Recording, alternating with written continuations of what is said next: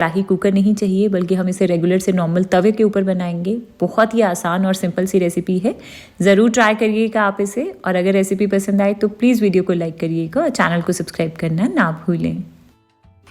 तो इसे बनाने के लिए सबसे पहले मैंने यहाँ पे ये 2 पैकेट अपने फेवरेट चॉकलेट बिस्किट्स यानी कि ओरियो बिस्किट्स लिए हैं, और मैंने ये चॉकलेट क्रीम वाले बिस्किट लिए हैं। आप इसकी जगह अपना मनपसंद कोई भी और चॉकलेट बिस्किट ले सकते हो, बस वो क्रीम वाला लीजिएगा। अच्छा हाँ, नंबर में ये जो बिस्किट्स हैं ये 20 हैं। तो सबसे पहले हमें क्या करना है कि ये जो बिस्किट्स की अंदर की क्रीम है ना, इसे हमें बिस्किट से अलग कर लेना है। तो क्रीम को अब हम एक बोल में निकाल लेंगे और बिस्किट्स को प्लेट में रखते जाएंगे। तो इस तरह से सारे बिस्किट्स की जो क्रीम है इसे हमें बोल में अलग से निकाल लेना है। तो बस ये क्रीम को निकाल लिया है, इसे अभी हम थोड़ी देर के लिए एक साइड पर रख देंगे। इसके बाद ये जो बिस्किट्स हमने अलग किए हैं ना, इसे हम डाल लेंगे ग्राइंडर जार में, और इन बिस्किट्स को ग्राइंड करके हमें इसका एकदम फाइन पाउडर बना लेना है। तो बस बिस्किट का पाउडर तैयार हो गया है, अब इसे एक बोल में निकाल लेंगे। तो इस पाउडर में ना अब हम डालेंगे थोड़ा सा दूध, जिसके लिए मैंने यहाँ पर ये 3/4 कप दूध लिया है। ये उबला हुआ दूध है जो अभी रूम टेम्परेचर के ऊपर है। तो थोड़ा थोड़ा करके इस दूध को ऐड कर लेंगे और किसी विस्क या फिर चम्मच से मिक्स कर लेंगे, बस एक ही डायरेक्शन में मिक्स करिएगा। तो इसे मिक्स करने के बाद अब हमारा ये बैटर तैयार हो गया है, और इस बैटर की कंसिस्टेंसी भी हमें नॉर्मल केक बैटर की तरह फ्लोई ही रखनी है। अच्छा, अब इसके बाद हम इसमें थर्ड यानी कि लास्ट इंग्रेडिएंट ऐड करेंगे, बट उससे पहले हम बाकी की सारी तैयारी पूरी करके रखेंगे, क्योंकि ये थर्ड इंग्रेडिएंट डालने के बाद ना हम अपनी बैटर को ज़्यादा देर के लिए रखना नहीं है। तो इसके लिए सबसे पहले मोल्ड को तैयार करेंगे, जिसके लिए मैंने यहाँ पे ये 4.5 इंच का एक एल्यूमिनियम केक टिन लिया है। एल्यूमिनियम का कोई केक टिन नहीं है तो आप किसी भी स्टील के बर्तन में या कटोरी में भी बना सकते हो इसे। तो इसे ऑयल से ग्रीस कर लेंगे, और फिर मैं इसमें बटर पेपर लगा रही हूँ। बटर पेपर ना हो तो मैदे से डस्ट कर सकते हो आप इसे। तो बस मोल्ड तैयार है। अच्छा, आप इसके बाद क्योंकि हम अपने इस केक को बिल्कुल सिंपल इंग्रेडिएंट्स और सिंपल तरीके से बना रहे हैं, तो मैं इसके लिए ना कोई अवन, कढ़ाई या फिर कोई कुकर यूज़ नहीं कर रही हूँ, बल्कि हमें यूज़ करना है एक तवा। ये नॉर्मल लोहे का तवा है जिसमें हम रूटीन में रोटी बनाते हैं। इस पर आज हम अपना ये केक बनाएंगे। तो तवे को ना हमें जैसे हम अवन को या कढ़ाई को प्री हीट करते हैं, वैसे ही हमें इसे मीडियम फ्लेम के ऊपर 10 मिनट तक अच्छे से गर्म होने देना है।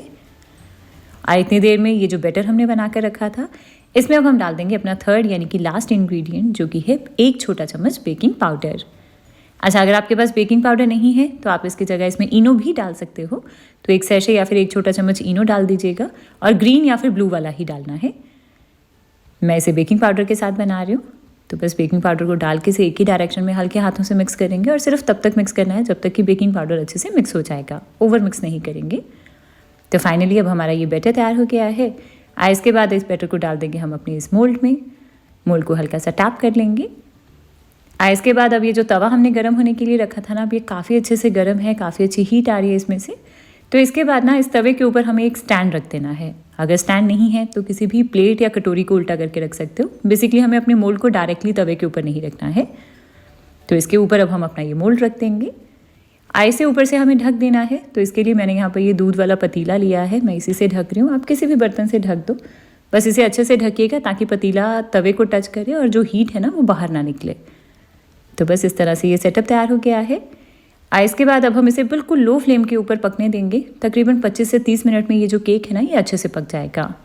और हाँ, टाइमिंग्स थोड़ी सी आगे पीछे हो सकती हैं क्योंकि तवे की थिकनेस और फ्लेम के ऊपर डिपेंड करेंगी। तो 20-25 मिनट के बाद आप इसे एक बार चेक कर लीजिएगा।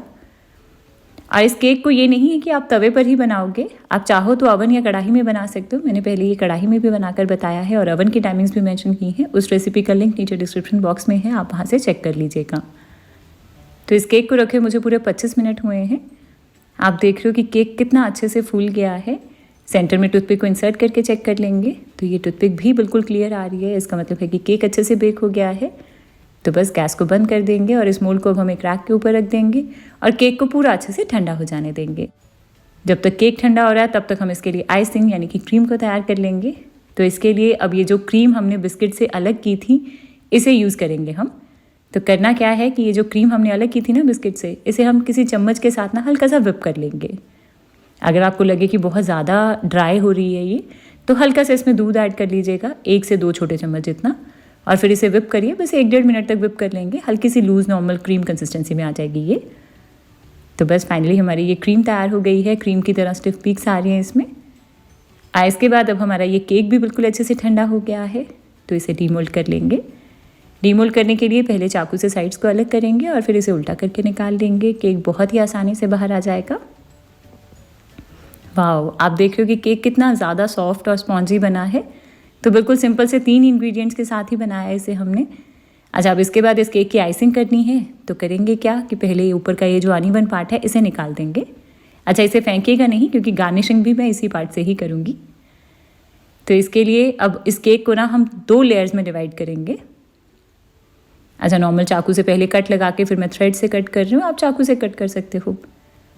तो बस ये 2 लेयर्स आ गई हैं और केक के अंदर का टेक्सचर देख रहे हो आप कितना एकदम सॉफ्ट और स्पॉन्जी है ये। तो इसे असेंबल करेंगे, जिसके लिए सबसे पहले केक का फर्स्ट पार्ट रखेंगे किसी भी बोर्ड या प्लेट के ऊपर। अच्छा, केक का जो टॉप पार्ट था ना, जो ऊपर से थोड़ा अनइवन था, मैं उसको उल्टा करके यूज़ कर रही हूँ। इसके बाद इसे मॉइस्ट कर लेंगे। तो नॉर्मल पानी लिया मैंने इसे मॉइस्ट करने के लिए, नॉर्मल पानी जो हम पीते हैं, कुछ भी चीनी वगैरह भी मिक्स नहीं की है मैंने इसमें। आप चाहो तो शुगर सिरप भी ले सकते हो, यानी कि सिंपल शुगर सिरप। तो बस इसे अच्छे से मॉइस्ट करने के बाद अब ये जो क्रीम हमने व्हिप करके रखी थी ना, इसे हम लगा देंगे अपने इस केक के ऊपर। तो जितनी भी क्रीम है ना, इस सारी क्रीम को इस केक के ऊपर अच्छे से स्प्रेड कर देंगे। तो बस इसे ऊपर से अब कवर कर देंगे दूसरे पार्ट के साथ, और जो लोअर वाला पार्ट था उसे उल्टा करके यूज़ करेंगे, ऊपर से एक फ्लैट टॉप मिल जाएगा। तो बस फाइनली ये केक तैयार हो गया है। अच्छा, अब इसके बाद ना आप चाहो तो इसके ऊपर थोड़ा सा चॉकलेट सिरप डाल सकते हो इसकी फाइनल गार्निशिंग के लिए। मेरे पास थोड़ा सा चॉकलेट गनाश रखा था, जिसकी रेसिपी का लिंक नीचे डिस्क्रिप्शन बॉक्स में दे दूँगी मैं। तो मैं इस गनाश को इसके ऊपर पोर कर रही हूँ, आप चॉकलेट मेल्ट करके डाल सकते हो इसके ऊपर। तो बस पूरे केक को मैं इस गनाश से कवर कर लूँगी। इसके बाद इसकी गार्निशिंग के लिए ये जो टॉप पार्ट हमने रिमूव किया था ना केक का, इसको हम पहले हाथों से क्रम्बल कर लेंगे। मैं अपनी तरीके से गार्निशिंग कर रही हूँ, आप जैसे चाहो वैसे गार्निश कर सकते हो। मुझे केक का कुछ भी वेस्ट नहीं करना था, तो मैं इसीलिए इसे यूज़ कर रही हूँ। इसके बाद ना अब हम इसमें थोड़ा सा ये चॉकलेट गनाश डाल देंगे।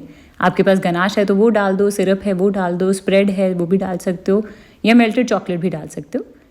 तो बस इसे डाल के अब हम इसका एक डो जैसा बना लेंगे। इसे मिक्स करके जब आप चेक करोगे ना, तो ये बॉल्स की तरह बंधना शुरू हो जाएगा। इसके बाद अब इसमें से छोटी छोटी सी बॉल्स बना लेंगे कुछ इस तरह से।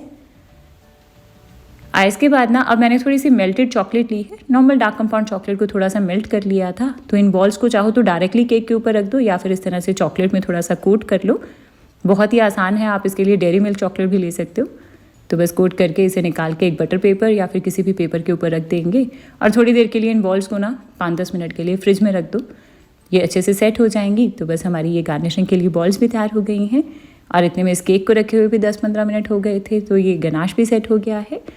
तो फाइनली ये जो बॉल्स हैं हम इसके ऊपर रख देंगे, और इसी से ही गार्निश कर रही हूँ मैं। तो है ना बहुत ही आसान सा केक, सिंपल से 3 इंग्रेडिएंट से ही बनाया। आप चाहो तो ऊपर का गनाश स्किप कर सकते हो अगर आपको ये नहीं पसंद है तो। और फाइनली इसके ऊपर स्प्रिंकल्स डाले तो फाइनली ये केक तैयार हो गया है। अब इसे स्लाइसेस में कट कर लेंगे और इसे सर्व कर लेंगे। तो आप देख रहे हो कि केक का टेक्सचर कितना ज़्यादा यमी लग रहा है। केक में एकदम सॉफ्ट और स्पॉन्जीनेस है, और साथ में ये बीच में ये क्रीम, और ऊपर से हमने थोड़ा सा गनाश डाल दिया इसकी गार्निशिंग के लिए। बहुत ही ज़्यादा यमी लग रहा है ये। तो क्या आपको लगा कि 3 इंग्रेडिएंट्स के साथ हमने ये यमी सा केक बना लिया? तो आप भी ज़रूर ट्राई करिए इस रेसिपी को, मेरे साथ अपना फीडबैक शेयर करिएगा।